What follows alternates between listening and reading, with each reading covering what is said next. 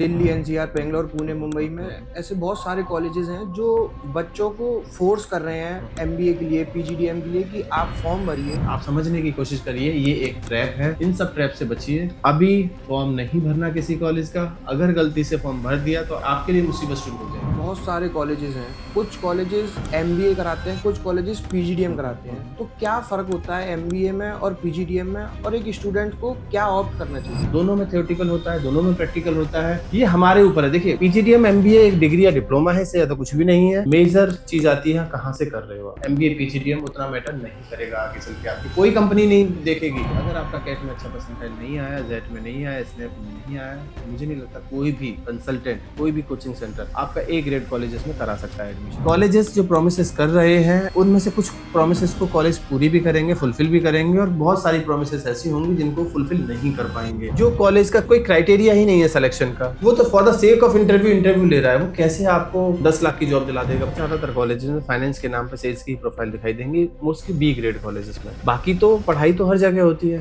Faculty हर जगह अच्छी मिल जाएगी आपको। बहुत सारे कॉलेज कहेंगे हमारी आईएम्स की फैकल्टी है, एफटी की फैकल्टी है। अरे भाई, आईएम एफटी की फैकल्टी हर कॉलेज में है, वो कुछ नया नहीं है। क्वालिटी ऑफ स्टूडेंट कैसा है आपके यहाँ पे, ये सबसे ज्यादा मैटर करता है। आपके ऊपर है। अगर आपने अच्छे से पढ़ाई करी तो आपका 8, 10, 12 लाख का कोई भी पैकेज जा सकता है। अगर आपने पढ़ाई नहीं करी तो शायद आपका पैकेज ना भी। जॉब कब लगेगी? जब कंपनीज बुलाओगे अच्छे पैकेज के साथ, अच्छी प्रोफाइल के साथ। जॉब कब लगेगी? जब आप एक डिसेंट क्राउड को एडमिशन दोगे। आप for the sake of interview करा रहे हो और हर तरह के बच्चे को एडमिशन दे रहे हो, तो आपकी जॉब लगेगी कहाँ से? आपका क्राउड ही खराब है।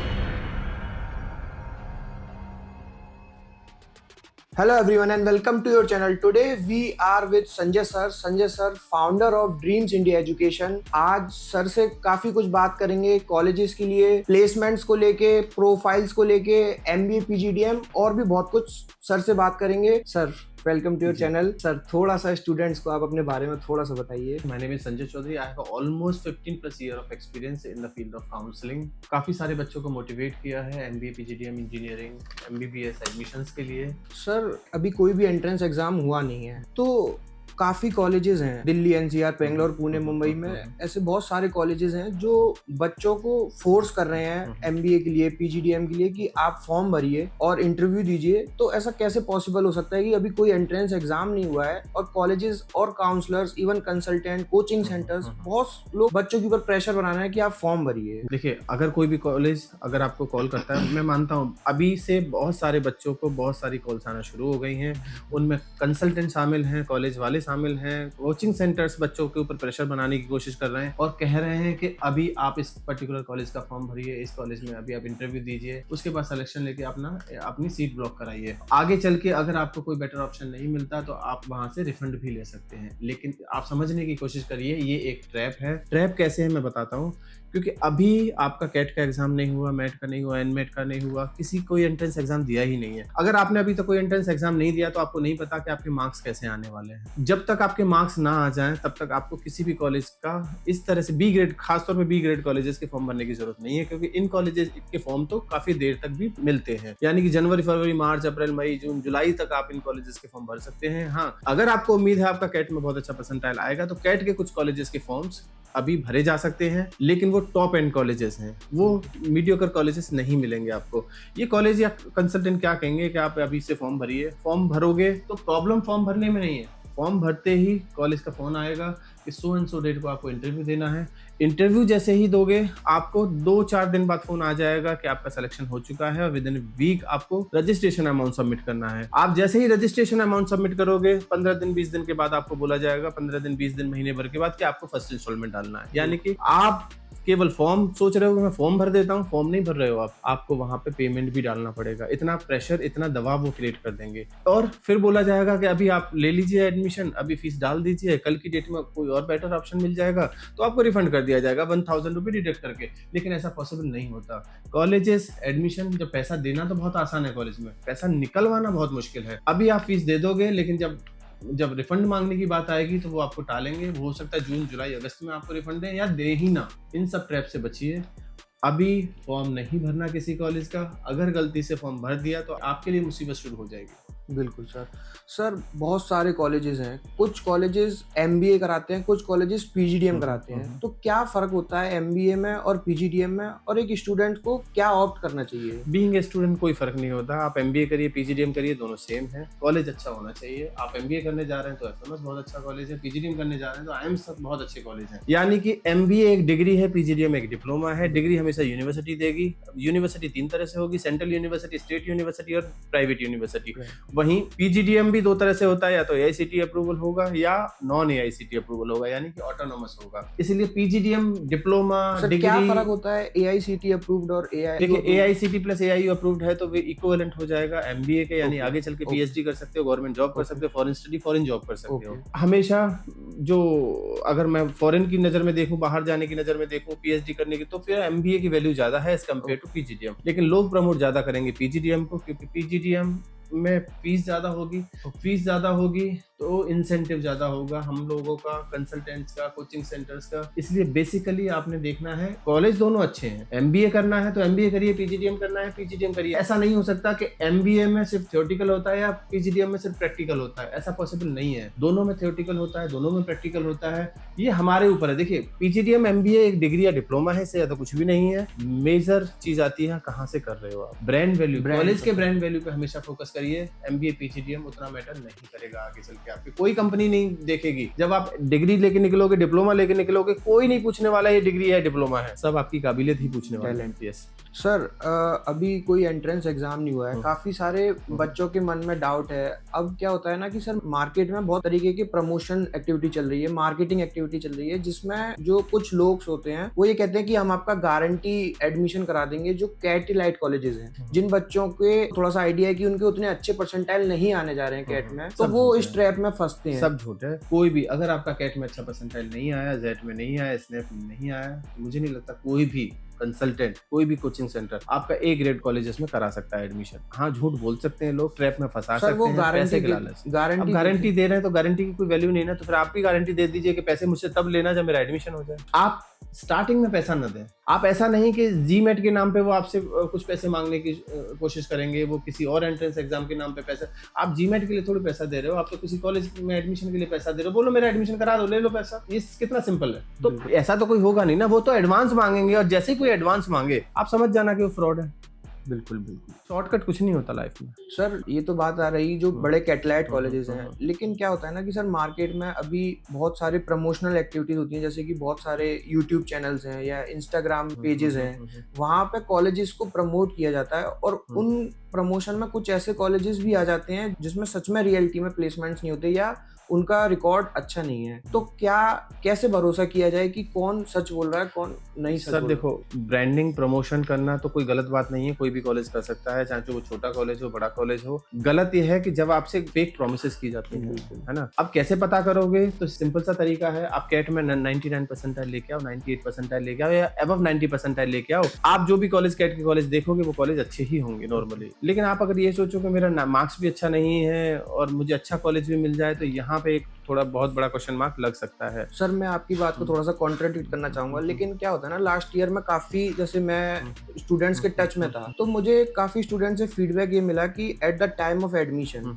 कॉलेजेस बहुत सारे क्लेम्स करते हैं और बहुत प्रोमिसेस करते हैं कि आफ्टर एडमिशन हम आपको फॉरेन इंटर्नशिप देंगे, फॉरेन टूर देंगे, बहुत सारे सर्टिफिकेशंस देंगे, ट्रिप्स देंगे। लेकिन जब एडमिशन हो जाता है, बच्चा पूरी फीस पे कर देता है, तो उसके बाद रियलिटी कुछ और ही निकलती है। तो कैसे वो पता करें? मैं उस लिए बात कर रहा हूँ। इसका सीधे सीधा तरीका तो बहुत मुश्किल है। आप बच्चों से बात करके पता लगा पाओगे कि वो कॉलेज कैसा है। सर जब जैसे बच्चों से बात करते हैं तो सर बच्चे वहाँ पे फीडबैक नहीं देते, क्योंकि क्या होता है कि जैसे कोई एक दो बच्चा बोल देता है तो फिर कॉलेज वाले उनको प्रेशर करते हैं कि हम आपकी डिग्री होल्ड कर देंगे, हम आपको प्लेसमेंट से हटा देंगे। तो इसलिए बच्चे भी सर ठीक से रिप्लाई नहीं करते। सच बात है, बहुत सारे कॉलेजेस में ऐसा है कि बच्चों पर प्रेशर बनाया जाता है कि वो अच्छा फीडबैक दें बच्चों को, आने वाले बच्चों को। नहीं देंगे तो वो सो एंड सो रीजन से उनको ब्लैकमेल करने की कोशिश करते हैं और परेशान करने की कोशिश करते हैं। सच है। लेकिन भाई देखो, सिंपल बात समझ लीजिए, कॉलेजेस प्रोमिसेस करेंगे, ये पहले भी होता है, आगे भी होता रहेगा। कॉलेजेस जो प्रोमिसेस कर रहे हैं उनमें से कुछ प्रोमिसेस को कॉलेज पूरी भी करेंगे, फुलफिल भी करेंगे, और बहुत सारी प्रोमिसेस ऐसी होंगी जिनको फुलफिल नहीं कर पाएंगे। अब ये आपने और मैंने बैठ के समझना है। जो कॉलेज किसी भी परसेंटाइल पे एडमिशन देने के लिए तैयार है, फ्री में फॉर्म देने को तैयार है, किसी भी परसेंटाइल पे एडमिशन देने के लिए तैयार है, वो उसका प्लेसमेंट कैसे 8 लाख 9 लाख 10 लाख का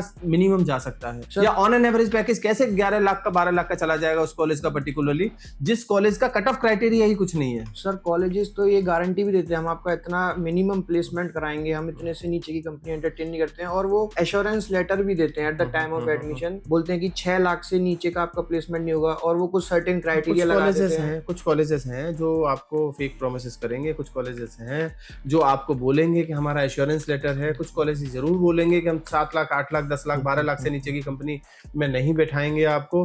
पर आप खुद सोचिए ना, जो कॉलेज फ्री में फॉर्म दे रहा है, जो कॉलेज का कुछ कोई क्राइटेरिया ही नहीं है सिलेक्शन का, वो तो for the sake of interview ले रहा है, वो कैसे आपको 10 लाख की जॉब दिला देगा? अच्छा मुझे बताइए, कॉलेज का काम क्या है? कॉलेज का काम है अच्छी फैकल्टी देना, अच्छे से पढ़ाना, अच्छी कंपनी बुलाना और उसको आपके सामने बिठाना। अब सिलेक्शन होगा नहीं होगा, ये तो in between you and the company. अगर आप अच्छे हो तो कंपनी आपको पिक करेगी। सर जैसा बच्चे एडमिशन लेते टाइम काफी कॉलेजेस से बात करते हैं, उनके जो काउंसलर्स होते हैं उनसे बात करते हैं, और काफी बच्चों का कंसर्न रहता है कि जैसे मुझे फाइनेंस ऑप्ट करनी है, तो at the time of placement मुझे कोर फाइनेंस में ही जॉब चाहिए। लेकिन देखा ये जाता है, लास्ट ईयर तक काफी बच्चों का फीडबैक ये था कि फाइनेंस के नाम पे उनको मार्केटिंग में डाल दिया, मार्केटिंग में भी सेल्स की जॉब ऑफर करी गई, जैसे कि फाइनेंस में उनसे इंश्योरेंस बिकवाए गए, या जैसे कोई भी बैंक में उनको बोला गया कि आपको सेल्स का टारगेट दे दिया गया। ज्यादातर कॉलेजेस में फाइनेंस के नाम पे सेल्स की प्रोफाइल दिखाई देंगी, मोस्टली बी ग्रेड कॉलेजेस में। अगर आप कैट एलाइड कॉलेजेस में नहीं जाते, कैट के थ्रू आपका एडमिशन नहीं हो रहा, तो मैट जेड के थ्रू जितने भी कॉलेजेस आपको दिखाई दे रहे हैं कम स्कोर वाले कॉलेजेस, उनमें ज्यादातर फाइनेंस के नाम पे कासा आएगा, फाइनेंस के नाम पे आपको डीमेट बिकवाएंगे, फाइनेंस के नाम पे आपको सेल्स की प्रोफाइल ही मिलेगी, और ये सच्चाई है, इसको एक्सेप्ट करना होगा।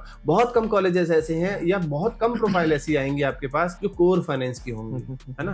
तो ये तो हमें समझना है कि देखिए, जब हमारे जिस तरह का कॉलेज मिलेगा, अच्छे कॉलेज और खराब कॉलेज में डिफरेंस क्या होता है? अच्छे कॉलेज में खराब कॉलेज में डिफरेंस ये नहीं है कि अच्छे कॉलेज का प्लेसमेंट ज्यादा होता है, खराब का कम होता है। अच्छे और खराब कॉलेज का एक ही डिफरेंस होता है कि अच्छे कॉलेज में प्रोफाइल अच्छी होती है प्लस पैकेज अच्छा होता है, कंपनी बहुत अच्छी होती है, और खराब कॉलेज में प्रोफाइल खराब होती है, कम पैकेज होता है, सेल्स की प्रोफाइल ज्यादा होती है। यही एक बेसिक डिफरेंस मुझे समझ में आया इतने सालों में। बाकी तो पढ़ाई तो हर जगह होती है, फैकल्टी हर जगह अच्छी मिल जाएगी आपको। बहुत सारे कॉलेज कहेंगे हमारी आईएम्स की फैकल्टी है, एफटी की फैकल्टी है। अरे भाई, आईएम एफटी की फैकल्टी हर कॉलेज में है, वो कुछ नया नहीं है। क्वालिटी ऑफ स्टूडेंट कैसा है आपके यहाँ पे, ये सबसे ज्यादा मैटर करता है। तो सर जैसे बीइंग अ स्टूडेंट, मेरा कैट में उतना अच्छा परसेंटाइल नहीं आ पाया, लेकिन मेरे को अब एक कोई कॉलेज चाहिए जिसमें मेरे को अच्छा से एक फैकल्टी मिल जाए, जहाँ मैं पढ़ सकूँ, अपने जो कोर नॉलेज है उसको अच्छा कर सकूँ। तो हर कॉलेज में अच्छी है, और सर साथ में मेरे को प्लेसमेंट मिल जाए, तो इस तरीके से कैसे बच्चा। आप एक चीज समझना, ये सारे B grade colleges almost same ही है, सब में अच्छी फैकल्टी है, सब में पढ़ाई भी ठीक ठाक कराई जाएगी,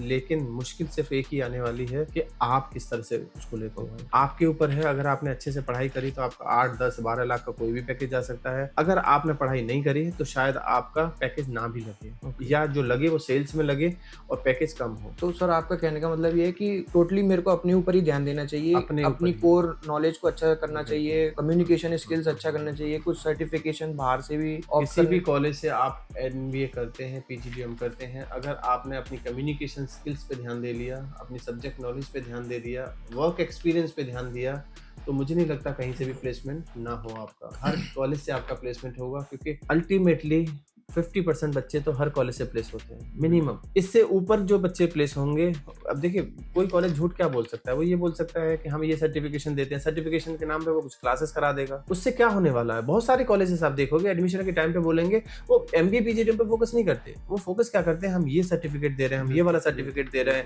हम इंटरनेशनल इंटर्नशिप दे रहे हैं, इन सब चीजों पर ज्यादा। अरे उससे कोई जॉब नहीं लगेगी ना। जॉब कैसे लगेगी? जॉब लगेगी जब आप कंपनीज के लिए तैयार कराओगे बच्चों को। जॉब कब लगेगी? जब आप कोर तैयारी कराओगे उसको। जॉब कब लगेगी? जब कंपनीज बुलाओगे अच्छे पैकेज के साथ, अच्छी प्रोफाइल के साथ। जॉब कब लगेगी? जब आप एक डिसेंट क्राउड को एडमिशन दोगे। आप for the sake of interview करा रहे हो और हर तरह के बच्चे को एडमिशन दे रहे हो, तो आपकी जॉब लगेंगी कहां से? आपका क्राउड ही खराब है। और जैसे क्राउड खराब होगा, देखो नंबर ऑफ सीट इनटेक काफी मैटर करता है इन सब चीजों में। बिल्कुल। कॉलेजेस को ये देखना होगा कि आज अगर मेरी 180 सीटें भर रही हैं तो अगले साल में 240 सीटें ना करूं, या 240 सीटें मैं भर ली मैंने इस साल, तो अगले साल 300 सीटें ना करूं। ये बहुत इंपॉर्टेंट है, क्योंकि कॉलेज क्या है कि वो मनी मेकिंग मशीन की तरह काम कर रहे हैं आज के डेट में। आज उन्हें लगता है कि मैंने 300 सीटें भर ली तो वो 400 का एफिलिएशन ले लेते हैं, 400 भर ली तो 800 का ले लेते हैं, 800 भर ली तो 1000 का एफिलिएशन ले लेते हैं। इससे क्वालिटी पे वो कॉम्प्रोमाइज कर जाते हैं। क्वालिटी जब तक नहीं कंट्रोल करोगे तब तक आप अच्छे बच्चे नहीं लोगे, जब तक अच्छे बच्चे नहीं आएंगे आपके पास, कोई अच्छी कंपनी आपके पास विजिट नहीं करेगी। बिल्कुल। ये बहुत इंपॉर्टेंट है। सर अब बात करते हैं थोड़ा सा फीस स्ट्रक्चर को लेके। Colleges at the time of admission कुछ स्कॉलरशिप प्रॉमिस करते हैं, लेकिन लास्ट ईयर तक देखा ये गया कि कुछ स्कॉलरशिप प्रॉमिस कर दी लेकिन दी नहीं। तो ये स्कॉलरशिप कॉलेजेस देते हैं? कुछ कॉलेजेस हैं जो टर्म्स एंड कंडीशन लगा देंगे स्कॉलरशिप में। वो बोलेंगे कि आपका first semester, second semester, third semester में आपको इतनी सीजीपी लेके आना होगा, इतनी अटेंडेंस मैंडेटरी है। ये सर चीजें जब at the time of admission क्यों नहीं बताते हैं सर? नहीं, पूछता नहीं है ना कोई। बताते तो हैं, बताना तो पड़ेगा उनको, लेकिन कोई पूछता नहीं है। ये छुपी छुपाई रहती है ना, कोई न बच्चा पूछता नहीं बताते। दिक्कत यहाँ पर है।